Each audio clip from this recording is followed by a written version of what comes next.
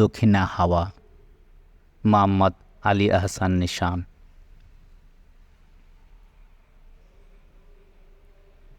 কানে কানে বলি হৃদয়ের এক লুকোনো কথা, দেখেছিনু তারে গভীর রাতে, কাজল কালো চোখের ডাগর দুটি রেখা, ললাটে তাহার টিকলি, কানে ছিল দুল, গাল দুটো তাহার রসের সাগর, নরম তুল তুল, ঠোঁট ছিল তার ফুটন্ত গোলাপ, ভরা কলসির পানি, চুলগুলো তার কৃষ্ণ কালো, চাঁদের ঝলকানে,